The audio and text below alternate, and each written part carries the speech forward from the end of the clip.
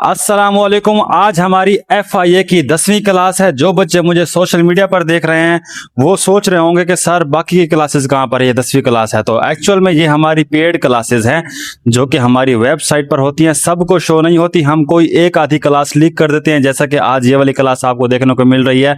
अगर आप क्लास में शामिल होना चाहते हैं तो जितनी क्लास हो चुकी हैं वो भी आपको मिल जाएंगी, और रोजाना एक न्यू क्लास आती है और साथ में स्पेशल PDF नोट्स भी शेयर किए जाते हैं और एक एक चीज आपको समझाई जाती है, साथ में MCQs करवाए जाते हैं। तो फीस रहेगी सिर्फ 1500 रुपए।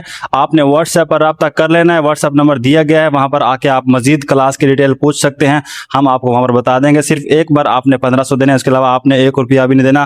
कंप्लीट तैयारी आपकी रहेगी उसी फीस में ही, और साथ में जब तक आपके टेस्ट नहीं हो जाते तब तक क्लासेस जारी रहेंगी। दिल करे तो कर लेना रब्ता, अगर नहीं भी करनी, आपने क्लास नहीं भी लेनी है, तब भी आपने हमें मैसेज लाजमी कर देना है, हम आपका नंबर सेव करेंगे, साथ में आपको एक फ्री में PDF बुक भी दे देंगे और आपको इन्फॉर्मेशन वगैरह भी हमारे स्टेटस पर नजर आती रहेंगी। किसी भी जॉब के हवाले से हो, इस जॉब के हवाले से भी आपको मिलती रहेंगी। अपने टॉपिक की तरफ वापस आते हैं। तो ये क्लास हमारी लंबी होने वाली है, सबको पता है कि क्लास हमारी लंबी होती है, छोटी वीडियो हम बनाते ही नहीं है। तो आपने अपना टाइम निकाल कर ही पूरी क्लास को देखना है। हमारे पेड बच्चे तो देखते हैं डेली बेसिस पर। तो मैंने आपको बताया था, हर क्लास में बता रहा हूं कि आपका जो पेपर है वो आने वाला है इन सब्जेक्ट से मिलकर मिक्स होकर आने वाला है। सबको पता है, ये मैं पिछली क्लास में सबको बता रहा हूं। तो हर क्लास में हम 2 सब्जेक्ट करते हैं, जिसमें से हम 2 चीज़ों को मिला लेते हैं, जैसा कि जनरल नॉलेज को मिला लेते हैं इस्लामिक स्टडी के साथ, इसी तरह से हम मिला लेते हैं इंग्लिश को पाक स्टडी के साथ, और इस तरह से मैथ को हम पढ़ते हैं कंप्यूटर के साथ। हर किसी को अलग अलग से करते हैं और ये वाला हम अलग से करेंगे, सबको पता है, मैं पिछली क्लास में बता रहा हूँ अपने बच्चों को। तो आज हम करेंगे किसके बाद, इंग्लिश को और पाक स्टडी को। तो ज़्यादा आज हम इंग्लिश को पढ़ने वाले हैं, तो इसमें मैं आपको पाक स्टडी नहीं पढ़ाऊंगा। पाक स्टडी को फिर हम मजीद किसी और क्लास में ज़्यादा पढ़ लेंगे, पहले भी हम पढ़ते आ रहे हैं, सबको पता है पिछली क्लासेस में। तो इंग्लिश का जो सिलेबस है वो मैं बता चुका हूं सबको कि आपका जो इंग्लिश का सब्जेक्ट है वो डिवाइड है कुछ इस तरह से। उसमें से आपके जो MCQs आएंगे, पहला होगा वोकैबुलरी पोर्शन। वोकैबुलरी पोर्शन में क्या होता है, जिसमें आपको सिनोनिम होंगे, उसके बाद एंटोनिम्स होंगे, अच्छा उसके बाद जो है ना आपकी इडियम्स एंड फ्रेजेस पूछ जाएंगे। उसके अलावा वन वर्ड सब्स्टिट्यूट जो है वो भी पूछ जाएगा, और एनालॉजी के क्वेश्चन भी इसमें से आएंगे, ये हम 1 बाय 1 पढ़ रहे हैं। इसी तरह से आपका दूसरा पोर्शन जो होगा उसी में ही वो होगा ग्रामर यूसेज का, जिसमें क्या होता है कि आपको टेंस वगैरह, पार्ट्स ऑफ स्पीच जो है ये हम तरतीब से पढ़ रहे हैं, आज भी हम इसमें पढ़ने वाले हैं। और आपसे जो है ना आर्टिकल्स वगैरह, प्रेपोजिशन हो गया, इसी तरह से एक्टिव पैसिव वॉइस के बारे में आपसे क्वेश्चन होंगे। तीसरा जो पोर्शन होगा वो होगा आपका सेंटेंस स्ट्रक्चर का, जिसमें एक्टिव पैसिव वॉइस होंगे, डायरेक्ट एंड डायरेक्ट होंगे, नरेशंस, और ये सब कुछ हमने तरतीब से पढ़ना है। तो आज जो हम पढ़ने वाले हैं वो पढ़ेंगे हम इसको अपना एक्टिव पैसिव वॉइस को आज स्टडी करेंगे कंप्लीट। आपको जो है ना इसी वीडियो में एक्टिव पैसिव वॉइस आ जाएंगे, और साथ में हम अपना जो पीछे चल रहा है हमारा वो क्या चल रहा है, पार्ट्स ऑफ स्पीच का पोर्शन चल रहा है, जिसमें से मैं आपको पार्ट्स ऑफ स्पीच जो कि टोटल 8 होते हैं, नाउन के बारे में डिटेल में पढ़ा चुका हूं, प्रोनाउन के बारे में भी मैं आपको डिटेल में पढ़ा चुका हूं, और वर्ब के बारे में भी आपको पढ़ा चुका हूं। तो आज हम पढ़ेंगे एडजेक्टिव को पढ़ेंगे, और साथ में एक्टिव पैसिव वॉइस को पढ़ने वाले हैं। टोटल ये 8 है, 1 बाय 1 करके हम कर रहे हैं, सब ये खत्म हो जाएंगे। पार्ट्स ऑफ स्पीच आपके आज 4 है, तो बाकी 4 रह जाएंगे, वो जल्दी खत्म हो जाएंगे। तो चलते हैं अपना टॉपिक की तरफ वापस, जो कि हमारा है, सबसे पहले हम एक्टिव पैसिव वॉइस को सीखेंगे, फिर लास्ट में हम एडजेक्टिव को पढ़ लेंगे। ठीक है, ये क्लास हमारी रहेगी इसी पर। एक्टिव पैसिव वॉइस को सबसे पहले समझो है क्या चीज, क्या जरूरत पड़ी हमें एक्टिव से पैसिव वॉइस बनाने की। ठीक है, तो एक्टिव पैसिव वॉइस कुछ भी नहीं है। एक्टिव वॉइस का मतलब ये होता है कि किसी एक्टिव पैसिव वॉइस जो है दोनों किसी भी टेंस को, किसी भी सेंटेंस को बोलने के 2 अंदाज हैं। जैसा कि मैं कहता हूं कि वो क्रिकेट खेलता है, इसी फिक्र को हम ऐसे भी कह सकते हैं, क्रिकेट उसके जरिए खेली जाती है। इसी फिक्र, एक और फिक्र मिसाल ले लो कि अम्मी जान खाना बनाती है, ये भी ठीक है, फिक्रा ठीक है। इसको ऐसे भी तो बोल सकते हैं ना कि खाना जो है अम्मी जान के जरिए बनाया जाता है। बात तो सेम ही रहती है, टेंस भी सेम रहता है, कोई भी टाइम चेंज नहीं होता, लेकिन जो बोलने का अंदाज है वो चेंज हो गया। यही है active and passive voice. Active होता है जिसमें हम सब्जेक्ट पर जोर देते हैं, सब्जेक्ट को वैल्यू देते हैं। जैसा कि मैं कहता हूं कि वो क्रिकेट खेलता है, अब वो जो है सब्जेक्ट है जो काम करने वाला है, उसको मैं शुरू में लिख रहा हूं। ठीक है, तो ये हो जाता है एक्टिव। अगर इसका मैं पैसिव वॉइस बनाऊंगा तो वो कैसे हो जाएगा कि उसका क्रिकेट जो है ना उसके जरिए खेली जाती है। तो अब मैं क्रिकेट को शुरू में लगा रहा हूं, cricket is placed by him. ठीक है, तो क्रिकेट जो है शुरू में लगा रहा हूं, तो अब मैं जो है ना ऑब्जेक्ट जो है उसको वैल्यू दे रहा हूँ, जिस पर काम हो रहा है उसको वैल्यू दे रहा हूँ, उसको मैं शुरू में लेके आ रहा हूँ, तो वो बन जाता है पैसिव वॉइस। इसी तरह से अम्मी जान खाना बनाती है, इसमें हम अम्मी जान को प्रेफर कर रहे हैं, शुरू में लिख रहे हैं, ठीक है।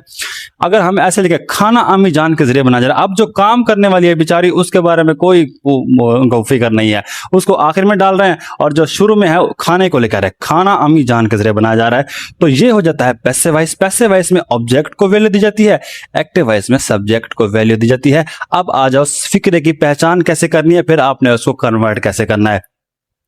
जो हमारा एक्टिव वॉइस का फिक्रा होता है उसकी पहचान करने का तरीका यह होता है कि उसका जो स्ट्रक्चर होता है बेसिक, एक सिंपल सेंटेंस जो होता है उसी का स्ट्रक्चर होता है, जिसमें क्या होता है, तीन चीजें होती हैं। एक होता है सब्जेक्ट, काम करने वाला, मतलब काम करने वाला कौन है, कोई बंदा हो सकता है, कोई लड़की हो सकती है, कोई आदमी हो सकता है, कुछ भी हो सकता है। इसके बाद हमारी होती है उसके अंदर वर्ब होती है, वर्ब के साथ हेल्पिंग वर्ब लगी होती है, इज, आर, एम वगैरह, ठीक है। उसके बाद तीसरा हमारा होता है ऑब्जेक्ट, ये तो सबको पता है, जैसा कि ये है ही, ये क्या है, एक सब्जेक्ट है, और यहाँ पर ये प्लेस जो है ये क्या लगी हुई है, वर्ब लगी हुई है, यानी कि काम क्या हो रहा है, और काम किस पर हो रहा है, क्रिकेट पर हो रहा है, क्रिकेट खेली जा रही है, तो फिर ये क्या हो जाएगा हमारा ऑब्जेक्ट। ये बात समझ आ रही है मेरी, एक सब्जेक्ट होता है, दूसरी वर्ब होती है, तीसरा इसमें क्या होती है, ऑब्जेक्ट होता है। ये सिंपल सी बात आपको समझ आ गई। इसी तरह से हेल्पिंग वर्ब भी हो सकती है, जैसा कि सब्जेक्ट लगा हुआ है ही इज प्लेइंग, अब ये हेल्पिंग वर्ब है और साथ में इसके साथ क्या है, मेन वर्ब आई हुई है, और बिल्कुल वैसा ऑब्जेक्ट वैसा। ये हमारा क्या है, एक्टिव वॉइस को पहचानने का तरीका है, समझ आ गया। और ये वैसे बेसिक सिंपल टेंस होता है, कुछ मसला नहीं है, कोई भी आपने परेशान नहीं होना। जब आप एक्टिव से जाओगे पैसिव वॉइस के अंदर, तो तब आपने कुछ चेंजेस करनी है जो कि बहुत ही सिंपल है, बहुत ही आसानी से समझाऊंगा। सिंपल क्या चीज है भाई, इसमें जो है ना आपने तीन बातें याद रखनी है। तीन बातें कौन याद कर सकता? पहली बात, आपने क्या करना है, जब आप एक्टिव से पैसिव वॉइस में जाएंगे तो ऑब्जेक्ट को उठा के लिख देना है शुरू में, ठीक है। ऑब्जेक्ट कहां जाएगा, शुरू में आ जाएगा, देख रहे हैं यहां पर आया हुआ है, ये है पैसिव वॉइस को बनाने का तरीका, ये उसका स्ट्रक्चर ऐसे रहेगा। ऑब्जेक्ट कहां आ जाएगा, शुरू में आ जाएगा, ठीक है। ठीक है सर, आ गया। अब क्या करेंगे, अब कुछ ऐसा करेंगे, अब जो बच गया ना, कौन बच गया, सब्जेक्ट बच गया है, और ये दोनों चीज बच गई है, ठीक है। अब इनके साथ क्या करेंगे, इसको सब्जेक्ट को लिखेंगे लास्ट में। रूल सिंपल है, ऑब्जेक्ट को उठाओ इसकी जगह पर, इसको उठाओ उसके लास्ट में फेंक दो, ठीक है। ऑब्जेक्ट की जगह पर लिख दो, तो हम इसको आखिर में लिख देंगे जो कि यहां पर आया हुआ है। दो बातें समझ आ गई। तीसरी बात जो है बहुत ही सिंपल है, वो ये है कि हेल्पिंग वर्ब और वर्ब को कैसे लगाना है। वर्ब तो इसमें फिक्स होती है, क्या फिक्स होती है, वर्ब जो होती है इसमें वो होती है तीसरी फॉर्म, बस कुछ भी आया हुआ हो एक्टिव वॉइस में, कोई भी टेंस यूज किया गया हो, तीसरी दूसरी पहली फॉर्म कोई इस्तेमाल की गई हो, किसी को लिफ्ट नहीं करानी, फौरन आपने तीसरी फॉर्म लिखनी है, ठीक है। ये बात आपको समझ आ गई। इस फॉर्म के बाद आपने बाई लगाना है, ये फिक्स होता है। ये बातें फिक्स हैं जो मैं आपको बता रहा हूं। क्या फिक्स है, ऑब्जेक्ट को उठाओ शुरू में लिख दो, सब्जेक्ट को उठाओ लास्ट में ले जाओ ऑब्जेक्ट की जगह पे, ठीक है। ये बात फिक्स है। दूसरी बात क्या फिक्स, मैंने आपको बताई कि वर्ब की हमेशा तीसरी फॉर्म लगेगी, ये बात भी फिक्स होगी, और बाई लगेगा उसके बाद, ये भी फिक्स होता है पैसिव वॉइस में, ठीक है। ये बात फिक्स वाली बात आपको समझ आ गई। अब आपने सीखना सिर्फ और सिर्फ हेल्पिंग वर्ब को कैसे लगाना है, बस आपके एक्टिव पैसिव वॉइस हो गए, यहीं पर ही हो गए, एक ही लाइन में हो गए।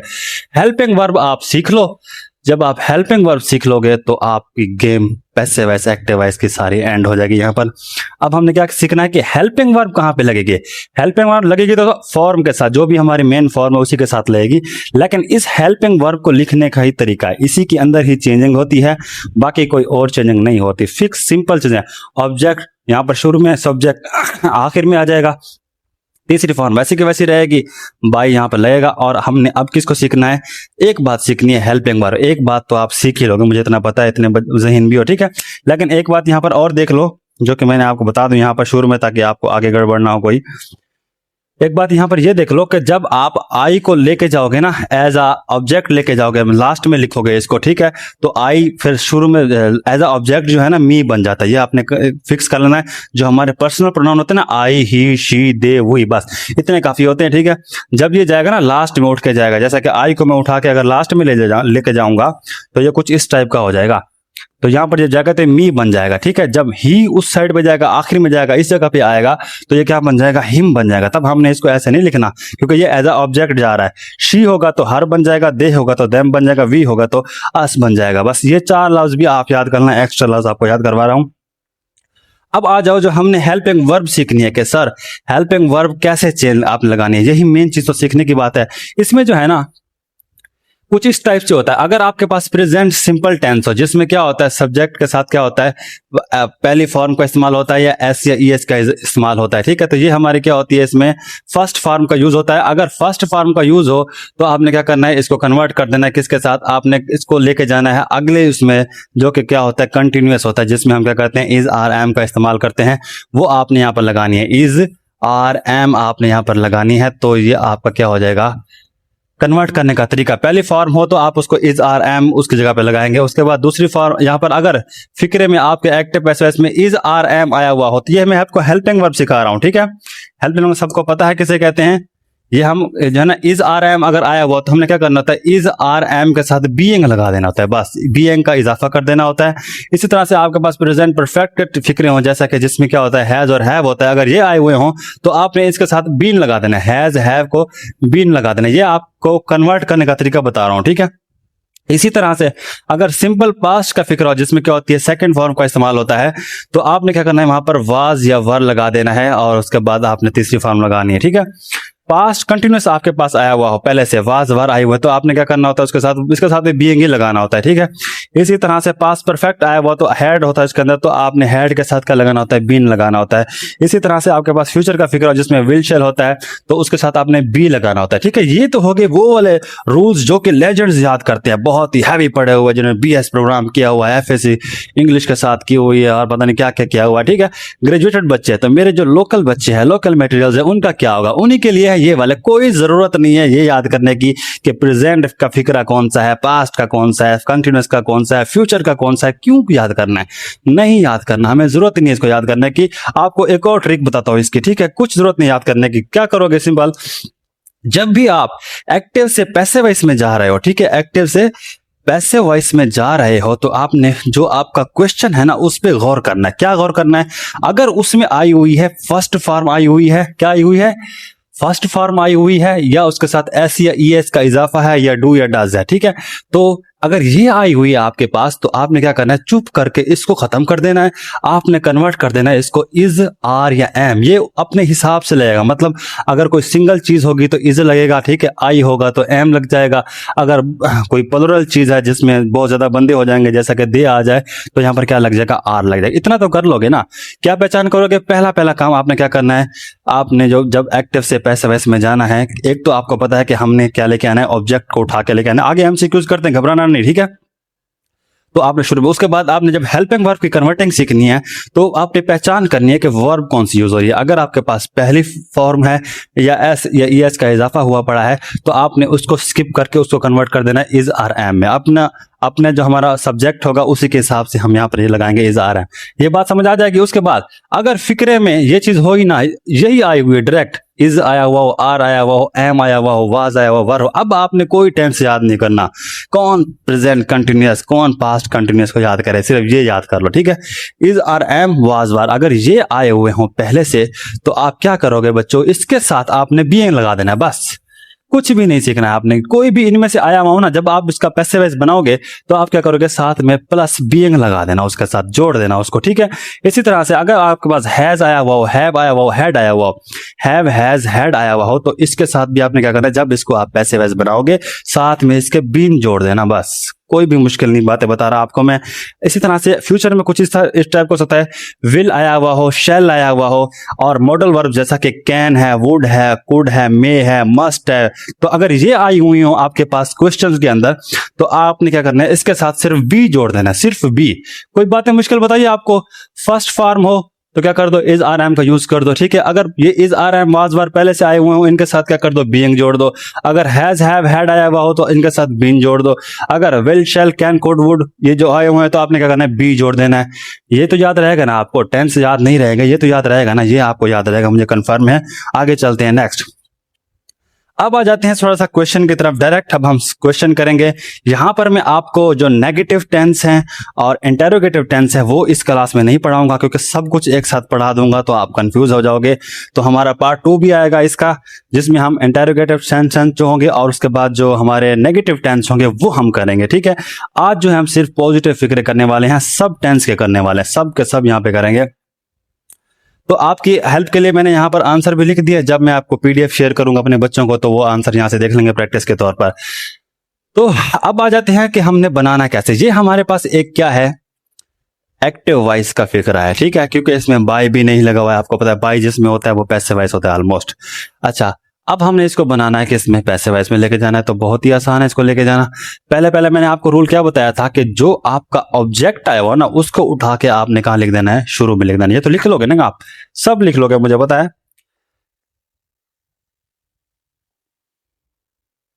क्या करोगे आप, सबसे पहले आपने काम क्या करना है कि जो भी आपका अपना ऑब्जेक्ट होगा लास्ट वाला जो होगा, ठीक है, उसको उठा के ले आना शुरू में। इसमें कौन है ऑब्जेक्ट, आ लेटर है, ठीक है, तो इसको आपने फौरन उठा के लिख देना है यहां पर आ लेटर।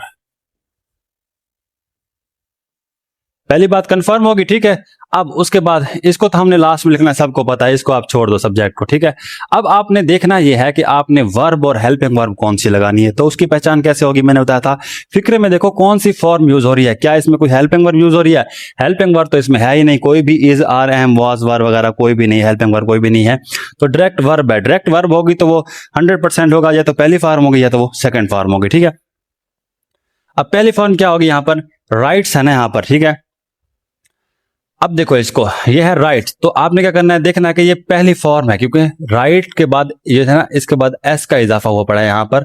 तो राइट के साथ एस या ईएस का इजाफा है तो ये फर्स्ट फॉर्म ही होती है। जब ऐसा हो तो मैंने बताया था आपको कि उसको कन्वर्ट कर देना, इज आर एम में कन्वर्ट कर देना, ठीक है। तो आ लेटर जो है एक सिंगल लफ्ज है, ठीक है, एक खत की बात हो रही है, तो ये क्या हो जाएगा, आ लेटर इज लगा देंगे हम यहाँ पर, ये बात कंफर्म होगी। फिर मैंने आपको बताया था कि हमेशा वर्ब की तीसरी फॉर्म लगती है, तो यहाँ पर राइट लफ्ज है तो इसकी तीसरी फॉर्म क्या हो जाएगी, रिटर्न हो जाएगी, ठीक है। उसके बाद मैंने बताया था आपको आखिर में लगाना होता है बाई। बाई लगाने के बाद आपने आखिर में क्या करना होता है, इस सब्जेक्ट को उठा के लेके आना होता है आखिर में। तो ही की जगह पर क्या हो जाएगा, हिम हो जाएगा, क्योंकि ही को हम एज अ ऑब्जेक्ट जब लिखते हैं तो वो हिम होता है, शी को हर लिखते हैं। तो ये बन गया हमारा एक्टिव, पैसिव वॉइस बन गया हमारा एक्टिव से। ये बात आपको समझ आ गई। नेक्स्ट देख लेते हैं, दे प्ले क्रिकेट, वो क्रिकेट खेलते हैं, ठीक है। तो पहला काम क्या करना है, आपने ऑब्जेक्ट को उठाना है। ऑब्जेक्ट उठा के यहां पर लिख दिया मैंने, कंफर्म हो गया, ठीक है। उसके बाद आपने देखना है वर्ब या हेल्पिंग वर्ब को। तो यहां पर हमारी क्या है, फर्स्ट फॉर्म यूज है, कोई भी हेल्पिंग वर्ब नहीं है। तो हमको पता है कि जब फर्स्ट फॉर्म हो तो हम कन्वर्ट करते हैं उसको इज आ रहा है में। तो यहां पर क्रिकेट जो है एक सिंगुलर लफ्ज है, तो इसके साथ हम इजी लगाते हैं, क्रिकेट इज, ठीक है। उसके बाद तीसरी फॉर्म सबको पता है, लगाते हैं हम प्ले की तीसरी फॉर्म क्या हो जाएगी, प्लेड हो जाएगी। उसके बाद बाई लगाते हैं, ठीक है। और आखिर में क्या करते हैं, दे को लेके जाते हैं लास्ट में, तो ये क्या बन जाएगा, दैम बन जाएगा, क्योंकि एज हम ऑब्जेक्ट लिख रहे हैं इसको। कंफर्म हो गया, ये बहुत आसान सवाल है। नेक्स्ट देख लें यहाँ पर, आई हेल्प माई फ्रेंड्स। अब जो माई फ्रेंड्स हैं ये क्या है, एज अ ऑब्जेक्ट आ रहे हैं, तो इनको हम शुरू में लिखेंगे, ये हो जाएगा हमारा माई और ये हो जाएंगे फ्रेंड्स। अब ये फ्रेंड्स है, ज्यादा है, ठीक है। तो यहां पर आपने देखना है कि फॉर्म कौन सी यूज आती है। ये है फॉर्म हमारे पास वर्ब की, वो है हेल्प, पहली फॉर्म यूज हुई पड़ी है, कोई भी हेल्पिंग वर्ब नहीं है।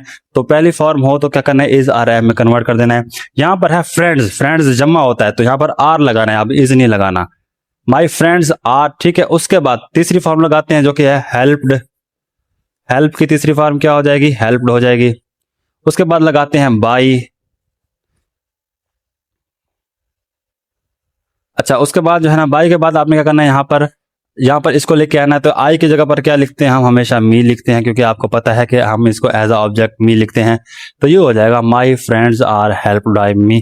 तो ये हमारे क्या हो गए, समझ लो एक्टिव, और एक्टिव से हम पैसिव वॉइस में चले गए। और एग्जाम्पल देखते हैं इसकी थोड़ी सी।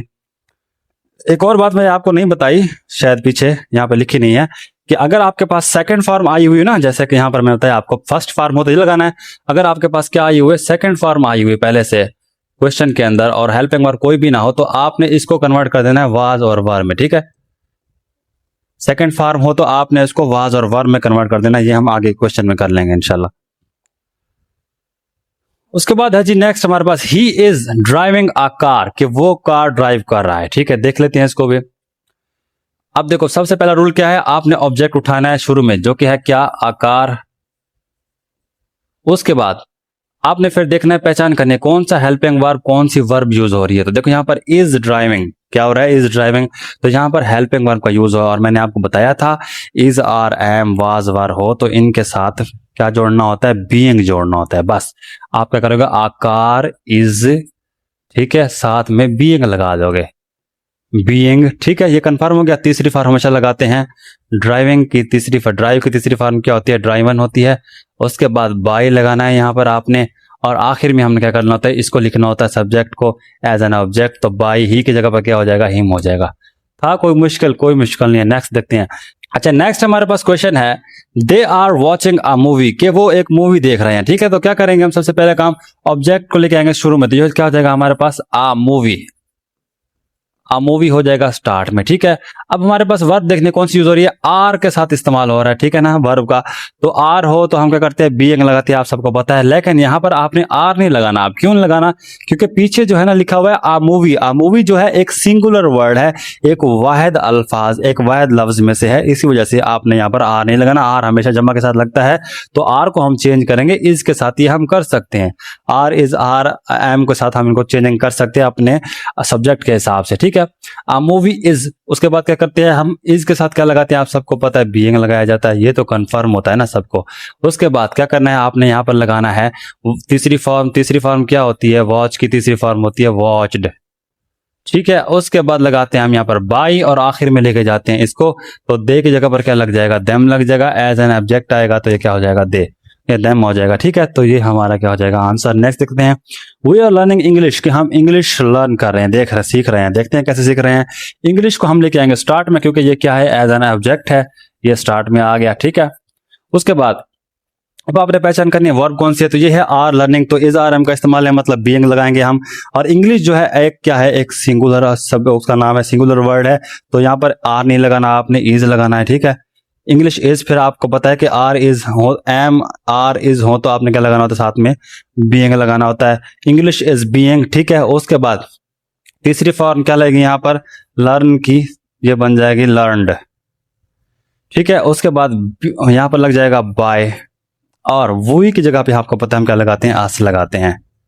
एज एन ऑब्जेक्ट जब रहता है वही, तो क्या बन जाता है, वो अस बन जाता है। कोई मुश्किल थी इसमें, English is being learn by us, बहुत ही आसान सा सवाल था। नेक्स्ट चलते हैं जी। नेक्स्ट हमारे पास है, he has finish the work, कि उसने काम को फिनिश कर लिया है। तो क्या करेंगे, सबसे पहले ऑब्जेक्ट को उठाओ जो कि है द वर्क, यहां पर आ जाएगा द वर्क, ये आ गया स्टार्ट में, ठीक है। दूसरा काम आपने क्या करना है, पहचान करनी है वर्ब कौन सी यूज हो रही है, तो ये हो रही है हेल्पिंग वर्ब के साथ। हेल्पिंग वर्ब हो तो हमें आसानी हो जाती है, जैसा कि हैज है, हैज हो तो मैंने आपको बताया, हैज हैव हैड हो तो आपने इसके साथ बीन लगाना होता है, ठीक है। द वर्क ये एक सिंगुलर है, तो यहां पर क्या लग जाएगा, हैज लग जाएगा। उसके बाद क्या लगाना है, आपने बीन लगाना है, फिर सिर्फ बीन का इजाफा करना है यहाँ पर, क्योंकि पहले से ऑलरेडी है। तीसरी फॉर्म का इस्तेमाल करना है, इसमें तो ऑलरेडी तीसरी फॉर्म होती ही है अवेलेबल, क्योंकि हैज के बाद हमेशा तीसरी फॉर्म ही लगती है, ठीक है। ये तो आपने याद करने की जरूरत भी नहीं है। हैज बीन फिनिश्ड, उसके बाद क्या लग जाएगा यहाँ पर बाई, और लास्ट में हम क्या लगाएंगे, इसको लेके जाएंगे ही की जगह पर क्या हो जाएगा, हिम हो जाएगा। आ गया सवाल समझ, बहुत ही आसान सा सवाल है। नेक्स्ट देखते हैं, she has sent the email, उसने ईमेल भेजा। तो यहां पर दी ईमेल क्या है, हमारा ऑब्जेक्ट है, इसको हम शुरू में ले आएंगे, ठीक है। उसके बाद आपने पहचान करनी है वर्ब कौन सी, ये है हैज के साथ। तो हैज होता है तो आपको पता है हम बीन लगा देते हैं उसके साथ, हैज जो हैज हो, हैव हो। अच्छा, अगर यहाँ पर प्लूरल हो ना, कोई लफ्ज कोई जमा में हो, तो आपने यहाँ पर हैव लगा देना, इसको नहीं देखना कि हैज लगा हुआ, तो आपने हैव लगा सकते हैं, ये रूल होता है। उसके बाद हैज बीन, उसके बाद क्या हो जाएगा, तीसरी फॉर्म सेंट की सेंट ही रहती है, आपको पता है तीसरी फॉर्म ही है ये। उसके बाद यहाँ पर लग जाएगा बाई, और ये शी की जगह पर क्या हो जाएगा, एज एन ऑब्जेक्ट क्या हो जाएगा, हार हो जाएगा। ये उसके बाद नेक्स्ट देखते हैं, आई हैव टेकन टी, कि मैंने चाय ली है। तो देखते हैं टी शुरू में आ जाएगा कि ये क्या है, एज एन ऑब्जेक्ट आ रहा है। उसके बाद हैव का इस्तेमाल है, आपने देख लेना, ठीक है। तो टी के साथ हमेशा हैव नहीं लगता बल्कि हैज लगता है, क्योंकि ये सिंगुलर वर्ड है, तो ये हो जाएगा टी हैज, ओके हो गया। उसके बाद तीसरी फॉर्म लगाने, यहाँ पर क्या हैज बीन के साथ क्या लगता है, यहाँ पर हैज हैव के साथ बीन लगता है, तो आपने यहाँ पर बीन लगा देना है। उसके बाद आपने तीसरी फॉर्म लगानी है, टेकन के क्या हो जाएगा, टेकन हो जाएगा, तीसरी फॉर्म टेकन ही होती है। यहाँ पर आपने लगानी है बाई, और आई की जगह पर लगाते हैं मी, सबको पता है। तो ये हमारा आंसर हो जाएगा, tea has been taken by me, ठीक है। ये हो गया आपका क्वेश्चन। कुछ और देख लेते हैं example, he killed a snake, के उसने एक सांप को कत्ल कर दिया। देखते हैं जी, अ स्नैक जो है ये क्या हो जाएगा, हमारा एज एन ऑब्जेक्ट आएगा, ये हो जाएगा अ स्नैक। ओके हो गया। उसके बाद आपने चेक करना है यहाँ पर फॉर्म कौन सी यूज हो रही है। तो इसमें फॉर्म जो है ना ही पहली यूज हो रही है, ना ही कोई हेल्पिंग वर्ब का यूज है। यहाँ पर यूज हो रही है सेकंड फॉर्म, जो कि मैंने आपको बताना भूल गया था। तो सेकंड फॉर्म जब भी यूज हो तो उसको हमेशा वाज या वर में कन्वर्ट करना है, बस, इसके अलावा और कोई रूल नहीं होता। तो क्या हो जाएगा यहाँ पर सेकंड फॉर्म में किल्ड क्या है, सेकंड फॉर्म में कोई भी हेल्पिंग वर्ब नहीं है, निशानी आपने देख लेनी है।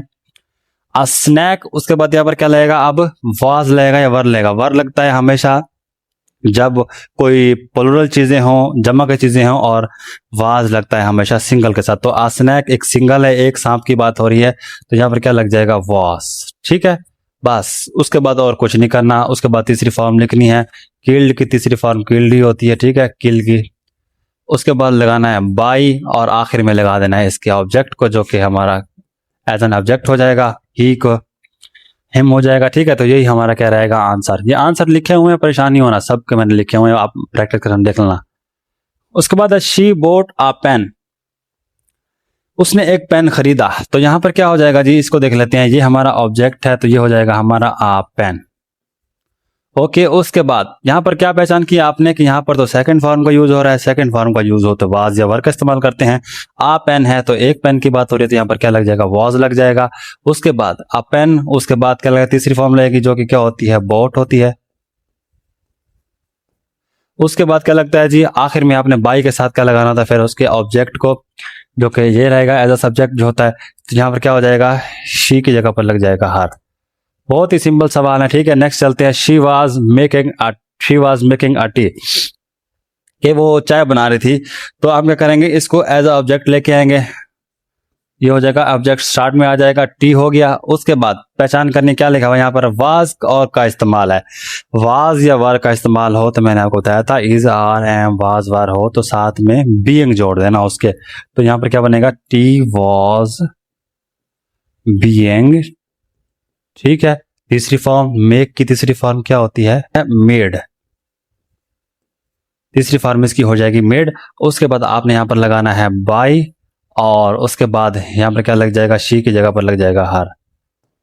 कोई भी न्यू कॉन्सेप्ट मैंने आपको नहीं बताया। ठीक है, T was being made by हर।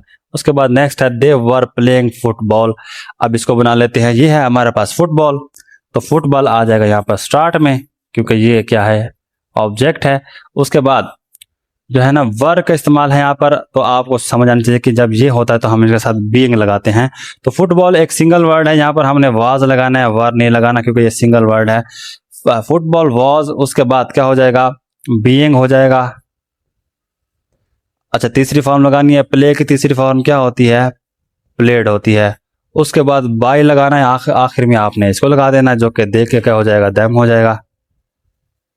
तो ये हमारा क्या हो जाएगा, आंसर हो जाएगा, football was being played by them. Next देख लेते हैं जी। नेक्स्ट है he had close the door, के उसने दरवाजे को बंद कर दिया। तो यहां पर क्या हो जाएगा, द डोर जो है ये स्टार्ट में आ जाएगा, क्योंकि ये क्या है, एज एन ऑब्जेक्ट आ रहा है। उसके बाद क्या करना है, आपने पहचान करनी, यहां पर इस्तेमाल हो रहा है हैड का। ठीक है, हैड हो, है वो, हैज हो तो बीन लगाते हैं उनके साथ। तो ये हो जाएगा हमारे पास हैड, और ये हो जाएगा बीन। ठीक है, हैड का आपने ख्याल करना, ये पीछे सिंगुलर हो प्लुरल हो इससे इसको कोई फर्क नहीं पड़ता, ये हैड हमेशा हैड ही रहता है, हर किसी के साथ हैड ही लगता है। ठीक है, बेशक हैज हैव का तो फर्क होता है, इसका फर्क नहीं होता। The door had been. उसके बाद क्या हो जाएगा, तीसरी फॉर्म क्लोज की तीसरी फॉर्म क्लोज ही होती है, और ये वैसे भी अवेलेबल हो गया ऑलरेडी, क्योंकि हैड के बाद हमेशा तीसरी फॉर्म ही लगती है, क्लोज्ड बाय। ठीक है, आखिर में आपने क्या लगाना है, इसको लगाना है, ही की जगह पर क्या हो जाएगा, हिम हो जाएगा। ओके हो गया, the door has been closed by him. They had missed the train, के उन्होंने क्या किया है, ट्रेन को मिस कर दिया। तो इसको हम लिखते हैं शुरू में, तो द ट्रेन हो जाएगा स्टार्ट में। अब हैड का इस्तेमाल है तो आप सबको पता है कि क्या लगाते हैं हम, हैड के साथ बीन लगा देते हैं। ठीक है, तीसरी फॉर्म ऑलरेडी अवेलेबल होती है इसमें, मिस्ड वैसे की वैसे रहेगी, और बाय लगाना है, और क्या करना है, इसको लास्ट में लिख देना है, जो कि क्या हो जाएगा, देम हो जाएगा। क्लियर हो रही बात है ना। He had inform the police, तो हम क्या करेंगे, द पुलिस को स्टार्ट में लिखेंगे। उसके बाद क्या करते हैं, आपको पता है कि हैड के साथ हम क्या लगाते हैं, बीन लगाते हैं।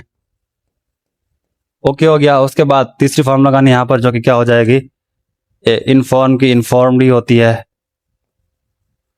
अच्छा, बाई हो जाएगा यहाँ पर, और उसके बाद ही की जगह पर क्या लग जाएगा, हिम लग जाएगा।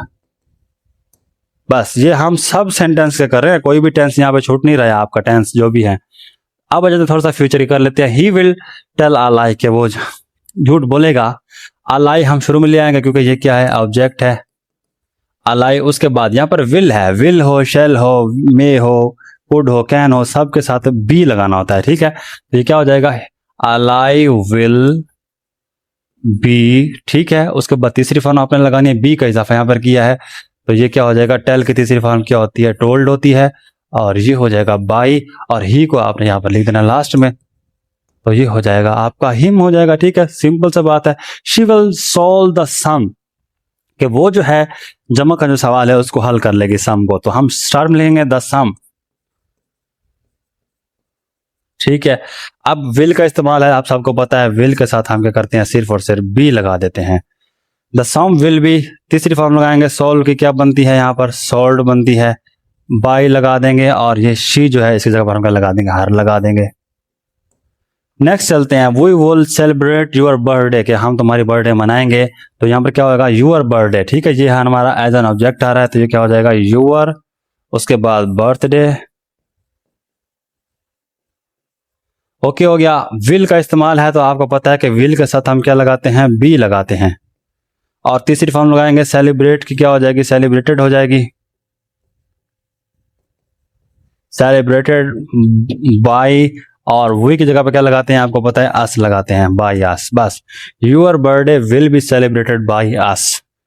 नेक्स्ट चलते हैं जी, आपके पास कुछ मॉडल वर्ब भी आ सकते हैं जो कि टेंस से इनका कोई ताल्लुक नहीं होता, लेकिन ये मॉडल वर्ब होती है, जैसा कि यहाँ पर नजर आ रहा है, ये दोबारा से शायद रिपीट हो गया है, चलो ये और भी एग्जांपल यहाँ पर, हाँ ठीक है, ये कर लो पहले, ठीक है। तो ये है ही will have received the gift. अब ये विल के साथ हैव का इस्तेमाल है, इसको भी आप पहचान कर लो, आसान है बहुत ही। तो द गिफ्ट है, ये हमारा आ जाएगा स्टार्ट में, ठीक है। उसके बाद विल हैव, तो अब आपने विल को देख के बी नहीं लगाना, ख्याल करना है आपने, विल को आपने फॉलो नहीं करना है यहाँ पर, क्योंकि आपने देखना है आपकी आखिरी हेल्पिंग वर्ब कौन सी है, तो आखिरी यहाँ पर कौन सी है, हैव है, तो आप हैव वाला कंसेप्ट लेके चलोगे, मतलब विल बी नहीं लगाना, आप लगाना है विल हैव बीन, क्योंकि आपको पता है हैज, हैव या हैड हो तो आपने साथ में क्या लगाना होता है, बीन लगाना होता है, तो आपने विल को इग्नोर कर देना, विल लिखना है लेकिन उसका रोल नहीं अपनाना, बी नहीं लगाना, क्योंकि यहाँ पर हैव आया हुआ उसके साथ में, तो क्या हो जाएगा यहाँ पर, द गिफ्ट विल, ठीक है। उसके बाद हैव बीन लगा देना आपने, बस यहाँ पर क्या क्या एक्स्ट्रा करना है आपने, बीन लगाना, क्योंकि हैव आया हुआ है। विल हैव बीन रिसीव्ड, तीसरी फॉर्म वैसे की वैसी रहेगी, ठीक है, बाई, उसके बाद ही की जगह पर क्या हो जाएगा, हिम हो जाएगा, बस ये है इसको लिखने का तरीका, ठीक है। इसी तरह से I will have paid the bill, तो द बिल को हम स्टार्ट में लेके आएंगे, द बिल। अब विल हैव ये बिल्कुल वैसा का वैसा रहेगा, सिर्फ हैव के साथ आपने क्या करना है, बीन का इजाफा करना है, बिल विल हैव बीन। उसके बाद तीसरी फॉर्म जो कि पेड है, ऑलरेडी आई हुई है, बाई, उसके बाद इसको स्टार्ट में लिखेंगे, लास्ट में लिखेंगे, ये हो जाएगा मी, हो जाएगा एक जगह पर, ये हो जाएगा मी, तो क्या बनेगा, the bill will have been paid by me. Next देखते हैं, he will have pass the exam, के वो अपना एग्जाम पास कर लेगा, तो यहाँ पर रहेगा द एग्जाम, ओके। उसके बाद विल वैसे के वैसे लगाते हैं यहाँ पर, ठीक है। हैव बीन, हैव हो तो क्या लगता है यहाँ पर, बीन लगा देते हैं। उसके बाद पास्ट, तीसरी फॉर्म पास्ट ही रहेगी। उसके बाद यहाँ पर हो जाएगा बाई, और ही वही की जगह पर क्या लगाते हैं, आपको पता है, अस लगाते हैं, तो आपको क्या रहेगा, the exam will have been passed by us, ठीक है।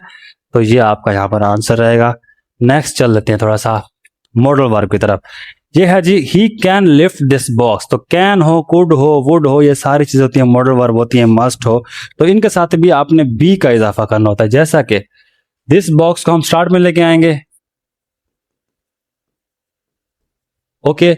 उसके बाद कैन के साथ हम क्या लगाते हैं, बी लगाते हैं, आपको पता है कैन आया हुआ है तो बी लगाना है आपने। उसके बाद तीसरी फॉर्म वैसी की वैसी रहती है, लिफ्ट की, लिफ्टेड बाई, उसके बाद ही की जगह पर क्या लग जाएगा, हिम लग जाएगा, ठीक है। ये रहेगा आपका आंसर नेक्स्ट देते हैं दे शुड रिस्पेक्ट एल्डर्स, कि उन्हें बड़ों की रिस्पेक्ट करनी चाहिए, आपको भी करनी चाहिए। तो ये रहेगा हमारे पास एल्डर्स शुरू में आ जाएगा। ओके, उसके बाद शुड की जगह पे आपको पता है शुड ही लिखते हैं, लेकिन साथ में क्या करते हैं बी का इजाफा कर देते हैं। और तीसरी फॉर्म वैसे कि वैसे आपने रिस्पेक्ट की क्या हो जाएगी, रिस्पेक्टेड हो जाएगी। और ये हो जाएगा बाई, और दे की जगह पर क्या हो जाएगा, देम हो जाएगा। ये आपको क्लियर हो गया। Next, I may help you, कि मैं तुम्हारी मदद करूंगा, जो कि मैं तुम लोगों की मदद कर भी रहा हूं। तो यहाँ पर क्या हो जाएगा, यू आ जाएगा स्टार्ट में, क्योंकि ये ऑब्जेक्ट है। और मे के साथ आपने क्या करना होता है, बी लगाना है, आई मे बी, ठीक है। उसके बाद तीसरी फॉर्म वैसे की वैसी, और ये हो जाएगा बाई, और आई की जगह पर आपको पता है मी लिखते हैं। You may be help by me, के तुम लोगों को मेरे जरिए हेल्प की जाएगी, ठीक है। तो ये हो गया आपके एक्टिव से पैसे वैसे, बस यही चीजें थी। इसकी प्रैक्टिस आपने कैसे करनी है, हमारी वेबसाइट पर जाके www.ilmiway.net पर जाकर आपने उसको खोल लेना है। वहां पर आपको इंग्लिश का सेक्शन मिलेगा, इंग्लिश वाले एमसीक्यूज खोल लेने, वहां पर आपको ये एक्टिव पैसे वैस की क्विज मिल जाएंगी। आपने मजीद प्रैक्टिस वहां से करनी है, ये पीडीएफ भी मैं आपको शेयर कर दूंगा। अब चलते हैं अपने नेक्स्ट टॉपिक की तरफ, जो कि रहेगा आपका एडजेक्टिव, अपना जो कि पार्ट्स ऑफ स्पीच का एक फोर्थ पार्ट है, जिसे बोलते हैं एडजेक्टिव, ठीक है। जो हमारे एक्टिव पैसिव वॉइस है, इसमें हमने नेगेटिव फिक्रों और इंटेरोगेटिव फिक्रों को नहीं किया है, तो हम इसको पार्ट 2 में करेंगे। और लेट वाले फिक्रे भी होते हैं, वो भी हम इसको पार्ट 2 में करेंगे, तो आपका कंप्लीट हो जाएगा वहां से। अभी भी आपका समझ लो 60 to 70% कंप्लीट हो चुका है। थोड़े से रूल उसमें सिखाने हैं आपको, वो सिर्फ ये है लिखने का तरीका है कि नाट कब लगाना है, आपने क्वेश्चन वाले फिक्रे में कैसे लगाना है, वो आसान है, रूल यही रहेगा उसके अंदर भी। तो पार्ट्स ऑफ स्पीच में हमारे पास नेक्स्ट टॉपिक है एडजेक्टिव। एडजेक्टिव किसे कहते हैं, एडजेक्टिव कहते हैं एक ऐसे वर्ड को जो कि क्या करे, किसी भी नाउन या प्रोनाउन को डिस्क्राइब करे, ठीक है। उसके अंदर कोई ना कोई मॉडिफिकेशन करे, मजीद इसको डिस्क्राइब करे। जैसा कि मैं कहता हूँ शी इज अ गर्ल, कि वो एक लड़की है। अगर मैं ऐसा कर दूं she is a beautiful girl, तो अब क्या हो रहा है, वो जो नाउन था हमारा, जो लड़की थी गर्ल्स, तो वो अब उसको थोड़ा सा मजीद डिस्क्राइब है कि वो एक खूबसूरत लड़की है। लाजमी नहीं है कि कोई अच्छाई ही आपकी की जाए, आपकी बुराई भी हो सकती है। She is a bad girl, कि वो एक बुरी लड़की है। तो बैड जो लफ्ज है ये भी उसको मजीद डिफाइन कर रहा है कि वो किस टाइप की है, ठीक है।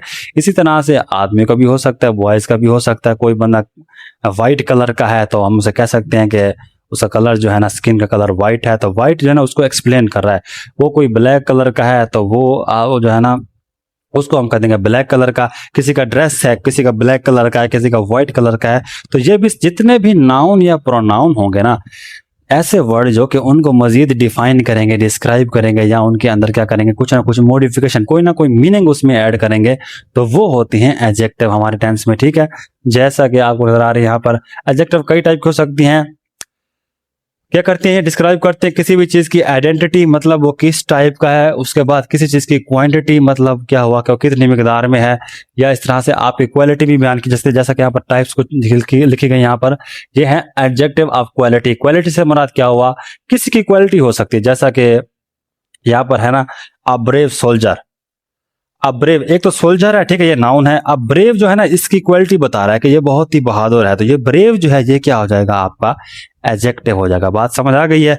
इसी तरह से अ ब्यूटीफुल गार्डन, एक खूबसूरत बाग है। गार्डन तो नाउन है, लेकिन ये जो ब्यूटीफुल लफ्ज के साथ लग गया है, ये इसको मजीद एक्सप्लेन कर रहा है, कह ये खूबसूरत बाग है, तो ये क्या हो जाएगा, एडजेक्टिव हो जाएगा। इसी तरह से अ टॉल बिल्डिंग, एक बिल्डिंग है जो कि नाउन है, और टॉल जो है ना, ये लंबा, जो एक लंबी बिल्डिंग है, तो ये इसकी मजीद क्वालिटी बता रहा है, मजीद इसको डिस्क्राइब कर रहा है। तो ये लफ्ज टॉल है, ये क्या हो जाएगा, इसकी क्वालिटी बता रहा है, तो ये भी हमारा एडजेक्टिव हो जाएगा। इसी तरह से a kind act, a kind person, के एक रहमदिल आदमी, तो ये काइंड भी क्या कर रहा है, किसी की क्वालिटी बता रहा है। इसी तरह से नेक्स्ट आ जाओ यहाँ पर, किसी की आप जो है ना क्वांटिटी बता सकते हैं एडजेक्टिव के जरिए, जैसा कि कितना वो है, सम मिल्क, मच हेल्प, ठीक है ना, इनफ फूड। इसी तरह से लिटिल मनी, ठीक है, थोड़ी सी मनी, तो ये क्या है, ये किसी की क्वांटिटी बता रहा है कि ये कितनी चीज है, कितने नंबर्स हैं। जैसे नंबर्स हैं यहाँ पर, आई हैव 5 पेंसिल्स, के मेरे पास 5 पेंसिल्स हैं। तो ये जो 5 हैं ये एक्सप्लेन कर रहे हैं, मजीद डिस्क्राइब कर रहे हैं नाउन को, जो कि पेंसिल था, या प्रोनाउन को भी आप ये एक्सप्लेन कर सकते हैं। इसी तरह से कुछ जो होते हैं एडजेक्टिव, वो किसी ऑब्जेक्ट को इशारा भी करते हैं, जैसे कि दिस कार, दैट कार, ये मैं पहले आपको पढ़ा चुका हूँ, ठीक है। कोई कोई होते हैं पॉजिटिव एडजेक्टिव होते हैं जिसमें क्या होता है कि माई कैमरा हो गया, यूर बैग हो गया, ये हम आगे एग्जांपल में पढ़ते हैं। तो आप आ जाते हैं अपना क्वेश्चन की तरफ, मेरी बातें आपको समझ आ गई होंगी। एडजेक्टिव ऐसे वर्ड्स को कहते हैं जो किसी नाउन या सिर्फ प्रोनाउन, ठीक है, ना ही ये वर्ब वगैरह के साथ कोई कनेक्शन होता है, ना ही किसी और चीज का, नाउन या प्रोनाउन की मजीद कुछ ना कुछ डिफाइन करें उसको, कुछ ना कुछ उसके बारे में बयान करें, उसकी अच्छाई भी कर सकते हैं, उसकी बुराई भी कर सकते हैं, उसकी क्वालिटी बता सकते हैं, उसकी क्वांटिटी भी बता सकते हैं, ठीक है। अब जरा एग्जांपल की तरफ, identify the adjective in the sentence the tall man entered the room. पूछा गया कि इसमें से बताओ कौन सा जो सेंटेंस में से ना एडजेक्टिव है, ठीक है। एडजेक्टिव मतलब जो किसी नाउन प्रोनाउन की तारीफ करेगा या उसकी बुराई करेगा या कोई ना कोई मीनिंग उसमें ऐड करेगा। द टॉल मैन, देखो यहाँ पर ये मैन जो है ना, ये क्या है आपको पता होना चाहिए, ये नाउन है। ये टाल जिसके साथ लग गया कि एक लंबे कद का आदमी, तो टाल जो है ये हमारा क्या हो जाएगा, एडजेक्टिव हो जाएगा। मजीद आप इसकी यूं पहचान कर सको, इंटर्ड जो है ये एक वर्ब है, ये एडजेक्टिव नहीं हो सकती, ठीक है। इसी तरह से रूम जो है ये एक नाउन है, आपको पता है, नाम है किसी चीज का, तो बाकी बचता भी यही है, बाकी और कौन बचता है, तो ये आप ऐसे भी पहचान कर सकते हो। अगर बाकी चीजें आपको पता लगती हैं तो ये हमारे पास आंसर क्या रहेगा, टाल रहेगा, जो कि इसकी खासियत बयान कर रहा है, ठीक है। विच word is an adjective of the quantity, पूछा गया कि कौन सा जो है ना इनमें से क्वांटिटी का एडजेक्टिव वर्ड है, ठीक है। तो एडजेक्टिव वर्ड जो होता है क्वांटिटी का, वो क्या होता है आपको बताया कि देखो, ब्रेव का मतलब ये तो नहीं हो सकता, ठीक है, ये भी एडजेक्टिव है लेकिन है नहीं, क्वांटिटी नहीं बता रहा है किसी चीज की है। तो ये यहाँ पर क्या रहेगा, मच। मच से हमें पता लगता है कि कितनी, हाउ मच, कहते हैं ना कि हाउ मच, कितनी तुम्हारे पास पैसे, हाउ मच मनी, ठीक है ना। तो मच क्या है, क्वांटिटी बताने का क्या है, एडजेक्टिव है। नेक्स्ट देखते हैं जी, she is a very girl, choose the correct quality adjective. पूछा गया कि इसमें से आपने क्या करना है, करेक्ट जो है ना क्वालिटी वाला एडजेक्टिव जो है ना चूज करना है। शी इज वेरी गर्ल, तो यहाँ पर है जी इंटेलिजेंस, ये गलत होता है, ठीक है, ये नहीं रहेगा। उसके बाद ये है जी इंटेलिजेंटली, ये भी नहीं रहेगा, ठीक है। और ये रहेगा हमारा इंटेलिजेंट, ये हमारा एडजेक्टिव है, ये एज एडवर्ब आया हुआ है, ठीक है। और ये तो एज अ नाउन इस्तेमाल होता है अक्सर जगह पे, ठीक है। तो ये क्या रहेगा, इंटेलिजेंट रहेगा। She is very intelligent girl, वो बहुत ही ज़हीन लड़की। अब देखो इसने नाउन के अंदर तब्दीली की है, नाउन में कुछ ना कुछ मीनिंग ऐड किया है। क्या ऐड किया है कि वो एक इंटेलिजेंट गर्ल है। नेक्स्ट देखते हैं हमारे पास, which word is the adjective in the sentence the brave soldier won a medal, ठीक है, कि एक जो बहादुर सोल्जर था उसने एक मेडल जीता। तो यहाँ पर आपको जो ब्रेव नजर आ रहा है ना, ये वाला, यही हमारा क्या है, एडजेक्टिव रहने वाला है, क्योंकि ये क्या कर रहा है, इस नाउन की क्या कर रहा है, इसमें मीनिंग ऐड कर रहा है कि जो सिपाही है वो ब्रेव है, बहादुर है, उसकी क्वालिटी बता रहा है। तो हमारा आंसर क्या रहेगा, यहाँ पर ब्रेव ही रहेगा। नेक्स्ट देख लेते हैं जी, choose the adjective in the she bought a beautiful dress. पूछा गया कि उसने एक खूबसूरत सा ड्रेस खरीदा। तो अब क्या हुआ, ये तो आपको पता है वर्ब है, ये क्या है, प्रोनाउन है, ठीक है। और ये ब्यूटीफुल और ये ड्रेस क्या है, नाउन है। ब्यूटीफुल जो है ना ये मीनिंग ऐड कर रहा है नाउन करने, ये एक ड्रेस है, अब वो एक ब्यूटीफुल ड्रेस हो गया, खूबसूरत ड्रेस हो गया है। तो उसके मीनिंग में क्या हो रहा है, कुछ ना कुछ ऐड हो रहा है, उस खूबसूरती ऐड हो रही है। तो ये हमारी क्या हो जाएगी, ब्यूटीफुल जो रहेगी हमारी क्या रहेगी, एडजेक्टिव रहेगी। नेक्स्ट देख लेते हैं, identify the adjective there are 7 days in a week, के आपने बताना है कि एक हफ्ते में 7 क्या होते हैं, दिन होते हैं। तो यहाँ पर जो है ना आपने याद रखना है, यहाँ पर 7 जो है ना एज आ रहा है क्वांटिटी बताने के लिए कि कितने हैं, कितनी तादाद में है, नंबर्स की बात है। नंबर जहाँ पर होते हैं ना 1 2 3 4 5 6 7, ये सारे एडजेक्टिव ही होते हैं जो कि नंबर बताते हैं। तो यहाँ पर ये क्या रहेगा, 7 आपका एडजेक्टिव रहेगा। नेक्स्ट देख लेते हैं, which word is the adjective here. पूछा गया इनमें से कौन सा वर्ड जो है एडजेक्टिव है।